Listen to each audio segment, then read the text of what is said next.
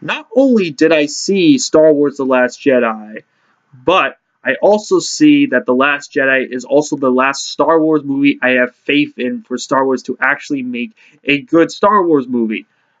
When I look at this at the end of the day, it's just a movie filled with a bunch of BS, and it's really just not Star Wars at all. It lacks consistency and whatnot. And I'm going to warn you, there's going to be some spoilers.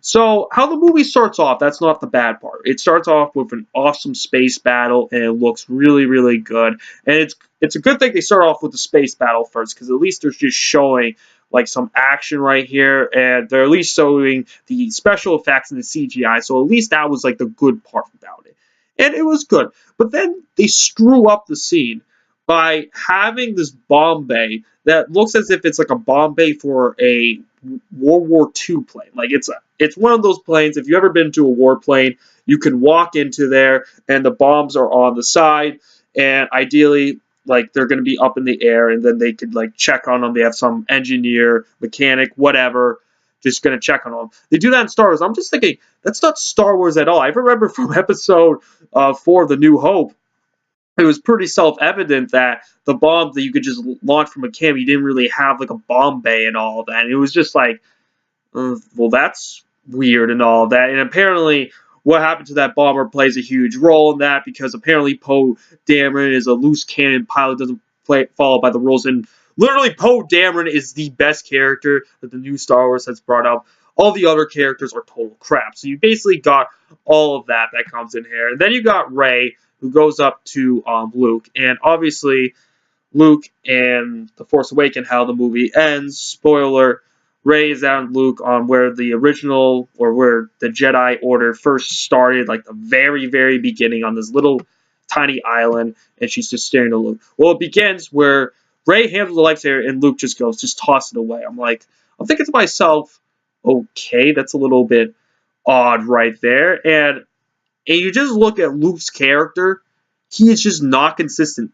Everything he learned from the original trilogy, or everything he experienced, he just throws it out the window. I'm just thinking to myself, oh, that's really weird. What the hell did that happen? I mean, Luke should still consistent. It's not like he just changed and then they try to show later on why he changed. Well, I'll get to the later in the moment. And as the movie kind of progresses, you just kind of just see all this, how Finn's looking for Rey and whatnot. And then they try to have a Finn and Rose love story, which is, it was just weird. Finn, who probably isn't really that useful or that great of a character. He's just someone who's just respectable in his morals. But apparently they just want to have a love story with Rose. And my beef with Rose is this.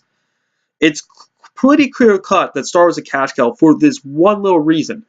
The actress who played Rose is not a real actress. She won it through a competition. And I'm just thinking to myself, well, if you're going to incorporate kind of a major character, because they're kind of hyping her up that she's going to play a larger role in Star Wars 9 and whatnot.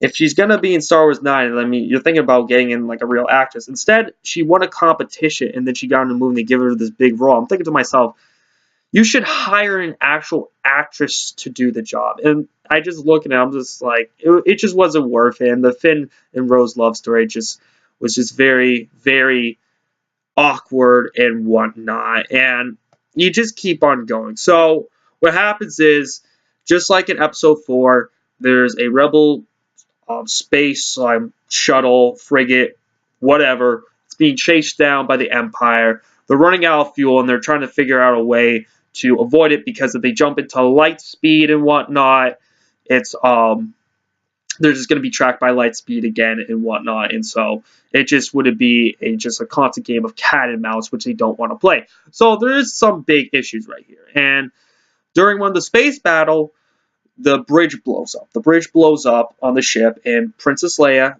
and Admiral Akbar is on it. So it's pretty self-evident that Princess Leia she gets blown up. She's going to die. No, she doesn't die. So when I was watching in the movie theater, I see Carrie Fisher like this. And with prior knowledge that Carrie Fisher unfortunately passed away a year ago, and she's like this. I'm like, okay, they're just showing that she passed away. But then they focused on her for a little bit longer. And then I was like, oh no. oh no, this better not. I'm like, oh no, oh hell no. And then it just keeps on going.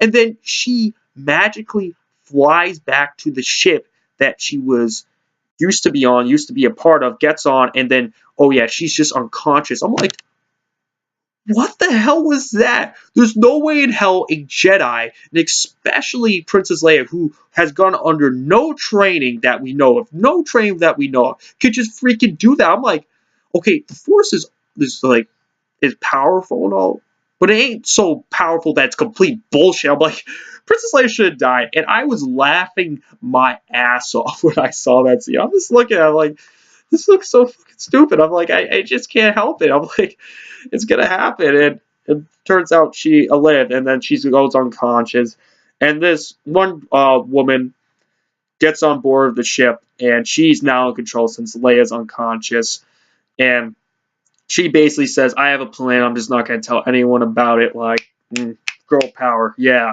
I'm like, okay, that's it. And then Snoke's pissed off at one of the generals and all that, and he's just pissed off at him. And I'll talk about Snoke. Listen, look, if you're hoping to get something revealed about Snoke in this movie, it doesn't happen. I'm sorry. It just doesn't happen. It's such a killjoy. It's just such a killjoy. This guy that's been hyped up to be this all-powerful guy. He's just, his character is just what happens to him is just so freaking lame. And so Snoke's just in power as like this Emperor Palpatine guy and whatnot. And then there's a plot where Kylo Ren and the general, who I don't know, the dude who plays the general was played like a character in Harry Potter or something like that, but no big deal. But him and Kylo Ren are having like a power struggle and whatnot. And then Kylo Ren is trying to communicate with Rey and whatnot through this force power that was used in the original trilogy. So I'm like thinking to myself, okay, it's not terrible. I mean, at least that's kind of realistic. But then we get back to Rey, and Rey just has everything just work out for her so well. She's just such a boring character. It's just everything goes well for her and whatnot. And this is not a video game, okay? This is an actual movie, and you need your character to go through some struggles. I mean, she hasn't really gone for really much anything at all.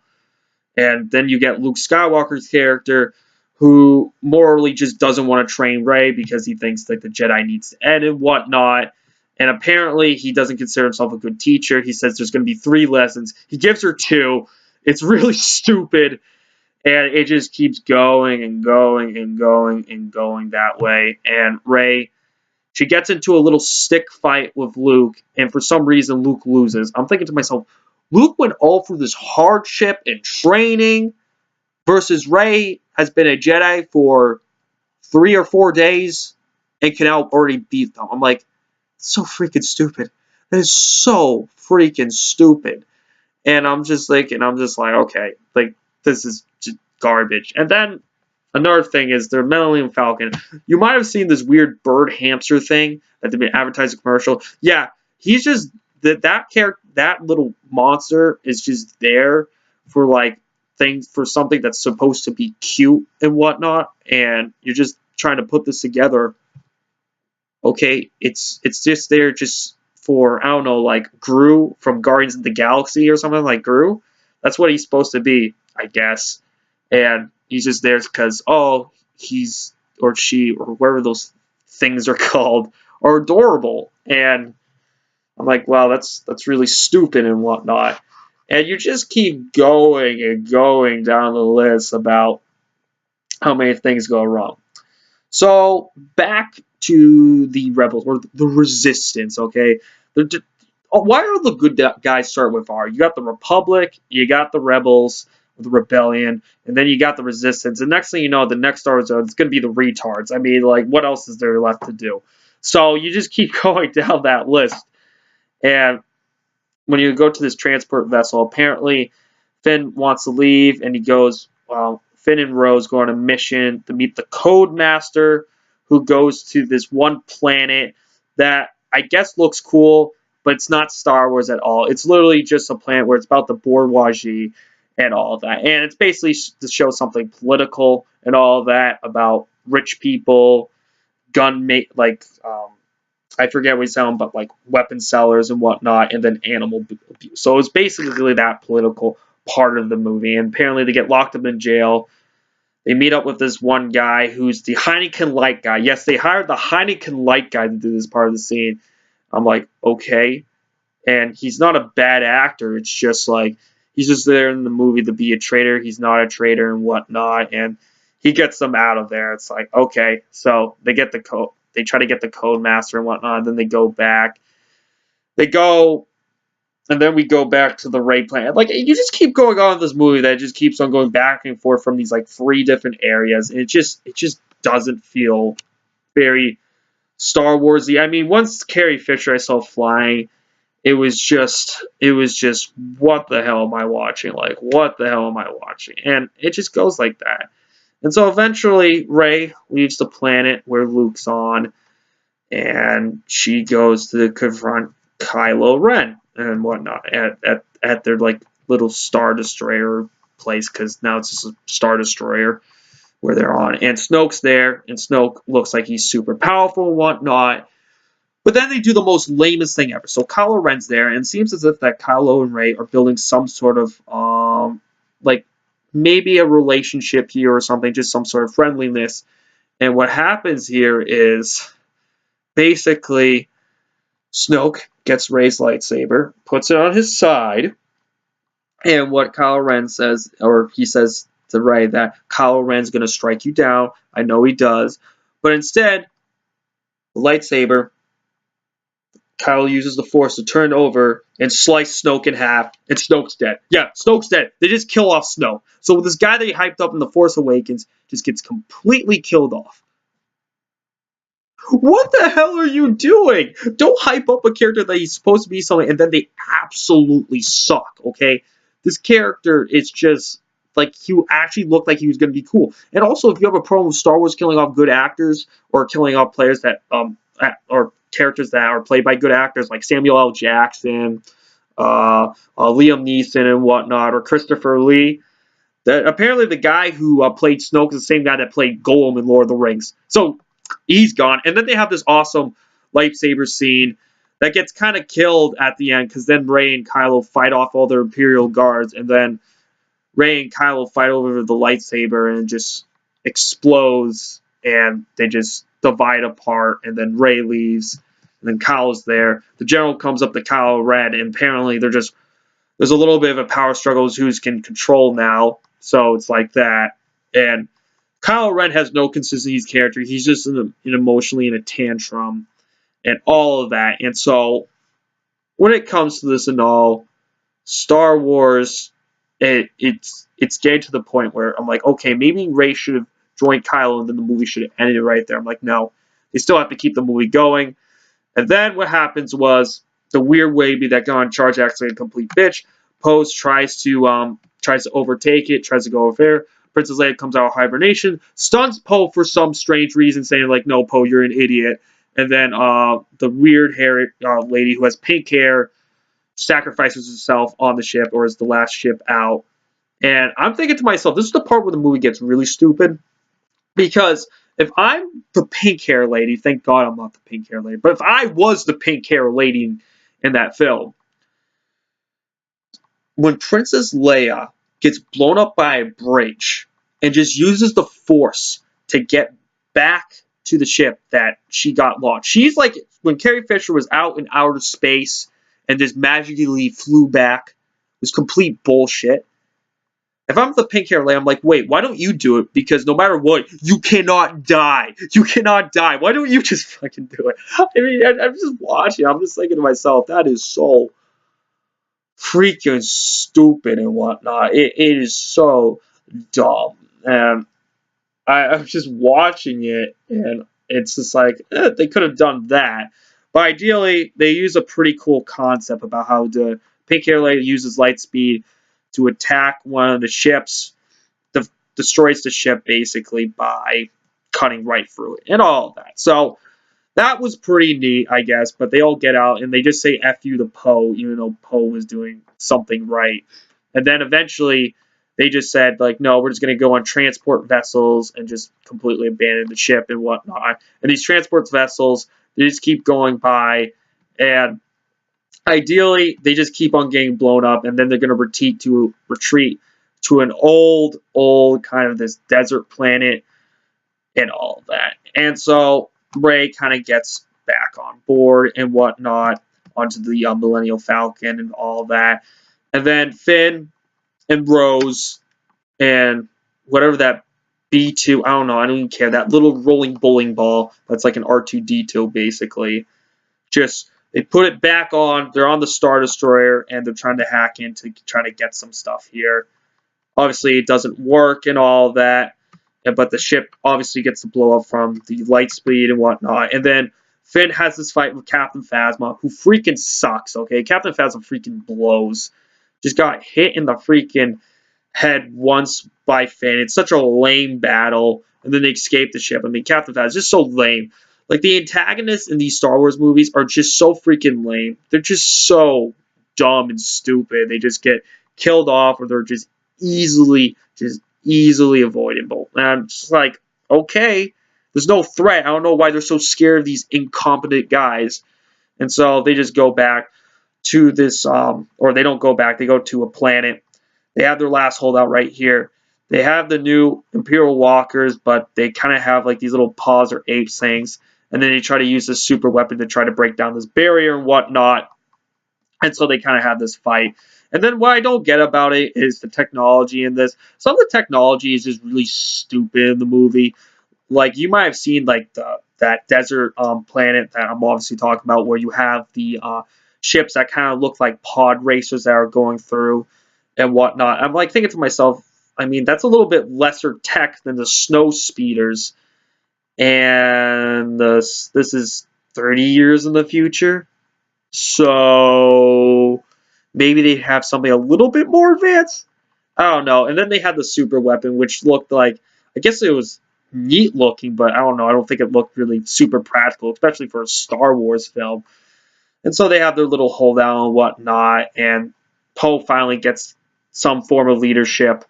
And this is weird. Apparently, Finn tries to sacrifice his life, which he was probably looked like it was going to be an honorable thing, except Rose prevents him from sacrificing his life.